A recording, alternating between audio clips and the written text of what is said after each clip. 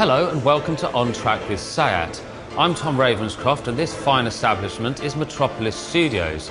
The premise is fairly simple. We get one band, one blank acetate, and we make a record. The only catch being that to make things more difficult for the artist, they have to record their EP in just 16 minutes and in one take. Think of it as the shortest, most stressful recording session ever. And to make things more fun, we're going to be there to film it. This week's gluttons for punishment are no other than London's eclectic gothic pioneers, the Horrors, making music that makes you want to both dance and go to a disco, albeit a creepy and slightly sinister one. The Horrors have become one of the UK's most revered and uncompromising acts. Hello chaps, welcome to On Track with Sayat. How you doing? I'm good, thank you. Are you looking forward to today? I think so, yeah. You think so? Sounds pretty good. Is it going to go well? Are you nervous at all? It's going to go brilliantly. Are there problems or kind of things you're worried about? The fact that the way you have to record today isn't possibly the way you'd normally record? Does that throw up any kind of curveballs? I think it's just the cover that's going to be, you know, the thing we want to concentrate on really. The rest of the songs we've been playing for a while, so... But the way you have to go straight onto vinyl so you don't get to kind of go over things lots. Yeah, I think that's exciting. So it doesn't worry you? It's going to be good. OK, all right. So I can hear the rest of the band making a noise through there, so I'm going to let you go and join them. Good luck. Thank you very much. Cheers. Thanks very much. Yeah. 35 seconds.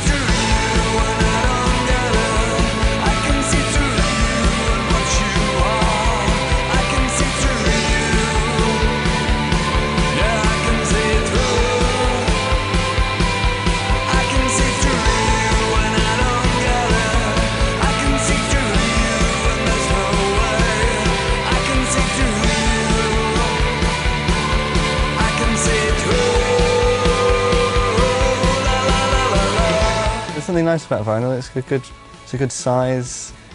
You know, it's quite physical. I like the whole ritual behind it. Like, it's a lot harder to put a record on than it is to like press an MP3 or whatever. You have to take it out and put it down and be careful and not scratch the hell out the top of it.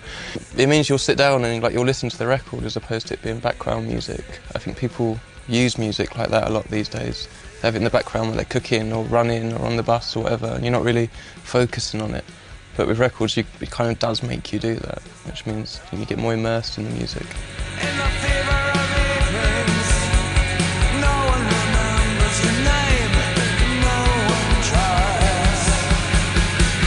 I can see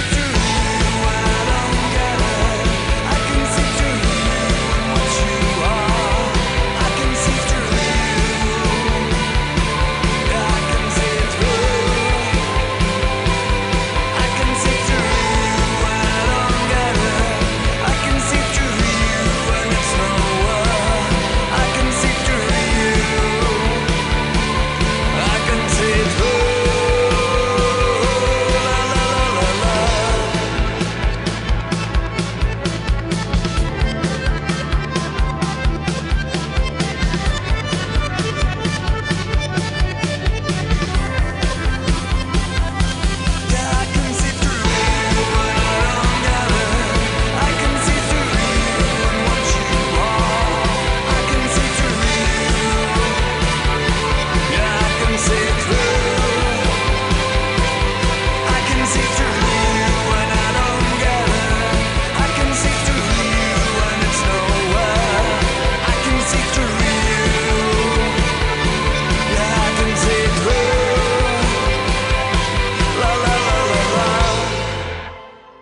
Being the music snobs we are at On Track with Sayat, we like to see what our featured artists have been influenced by, and either nod our head approvingly or occasionally laugh in their faces when they tell us that their first ever record was Paul McCartney's The Frog Chorus.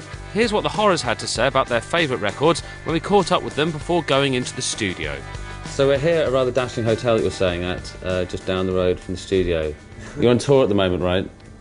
Yeah. The fact that you got a Mercury nomination for your second album, Primary Colours, did that in any way affect the kind of approach that you took when going to make your third album?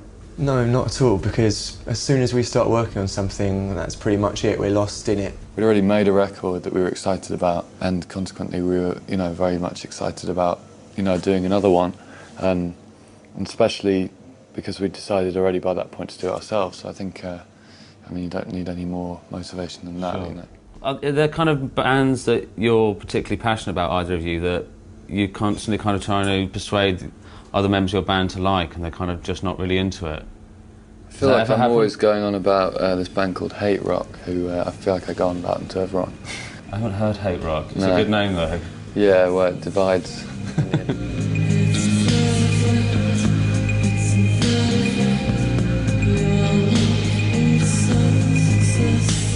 If there's like a single album that kind of means more to you than anything, I don't know, like if you had to buy a record for somebody who'd kind of never heard a record before, what do you think you'd choose? Well, I'd definitely choose an album by a band called July, and it's a self-titled album. A dandelion seed.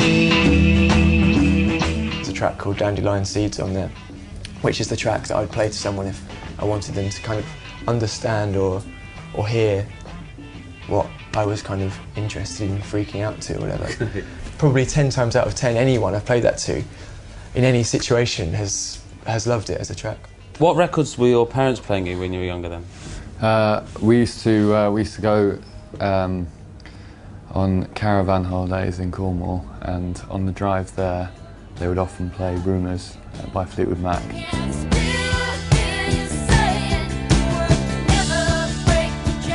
Not really many records that my parents used to listen to that I actually like, but but that one stuck with me.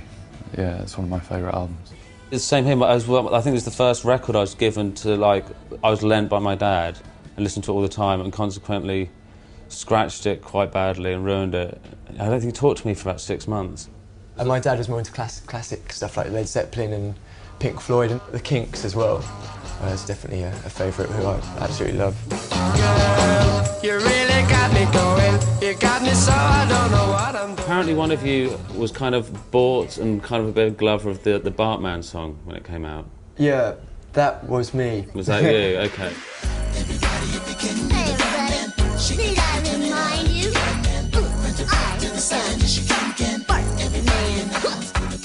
That was officially the first vinyl record I ever owned. Do you still have it? My sister broke it and she smashed it. Oh, yeah, I was about to say, it's probably worth a bit now. My mum bought me the actual album, Simpsons. There was an album? Simpsons Sing the Blues, it was called. And I did quite like it. Well, I can't hear it in your current work, but maybe it's to come.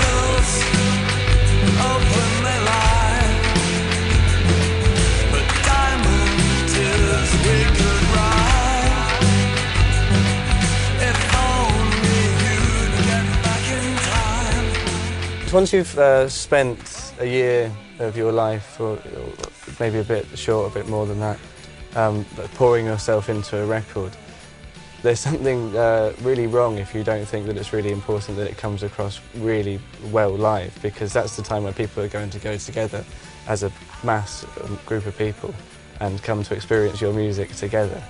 So it's incredibly important that it sounds absolutely brilliant and it's played really well. And I've always aspired to be, you know, part of a band that is really great live, because to be great live you have to be really good musicians, and we just wanted to be like that.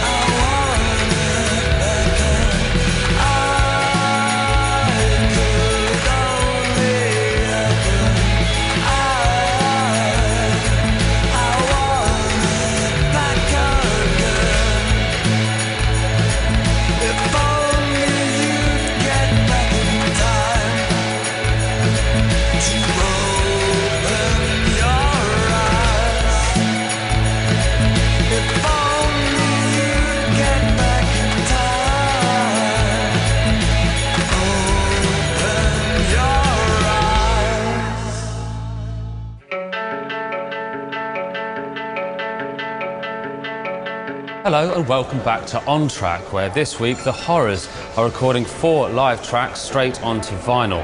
With 8 of their allotted 16 minutes gone, it is time now to flip over onto the B-side and for them to record their cover version.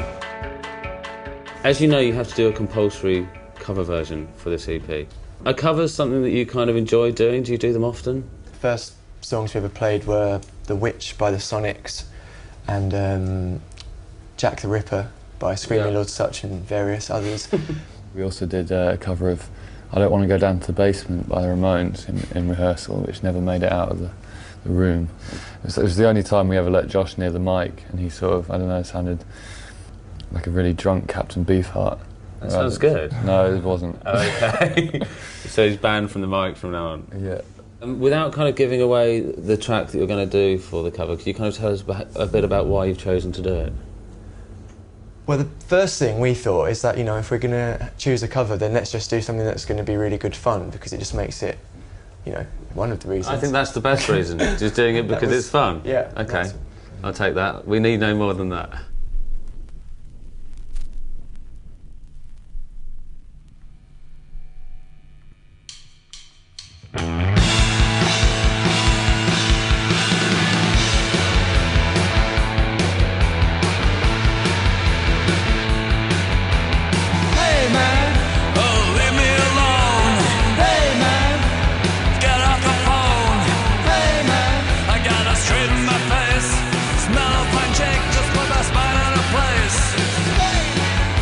School days insane. Hey man, my work down the drain. Hey, Brigade don't crash here. There's only room for one, and here she comes, leaning on me, man, 'cause I can't afford the ticket. Back on top of your titty. Lean on me, man, 'cause I can't afford the ticket. Back on top of your titty. She's alright.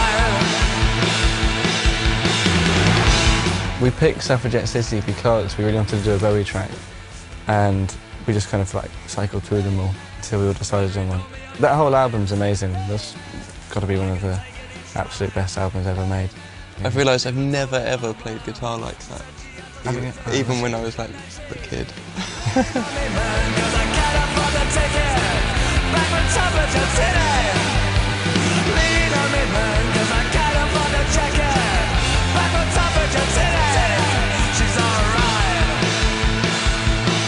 She's alright.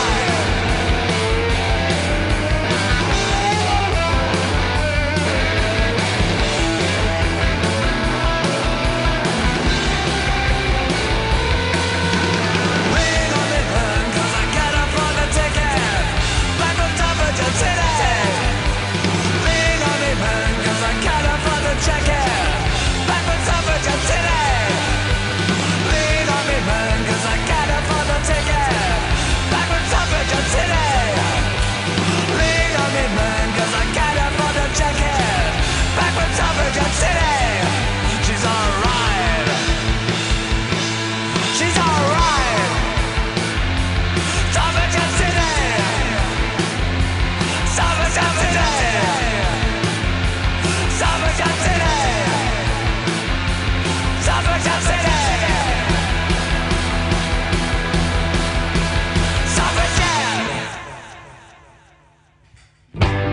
whilst all great records must have great music, having some great artwork on the sleeve is also a must.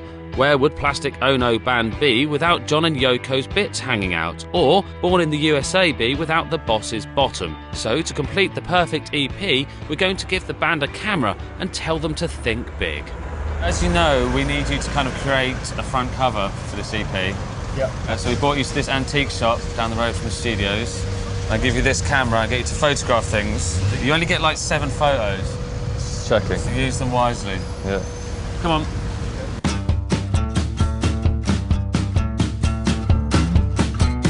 So we need you to take photographs of things that you like. I don't know if this is really your style, possibly not. Not really. But we'll find something.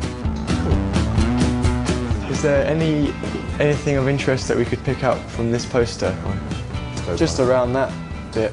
To be honest. We're very hard to please, which is why we always have to be completely involved in all of the artwork decisions and discussions. You don't trust anybody else? Nobody seems to ever provide the result. I'd rather shoot Reese's jumper. Let's do the jumper. Quite like that, to be honest. How do you go about kind of choosing the artwork for all your records? How does it work? Primary colours, for example. How did primary colours come about? It was a collection of photographs we took when we were on tour in Norway. There were no bands of any interest playing, so we went onto a little pier.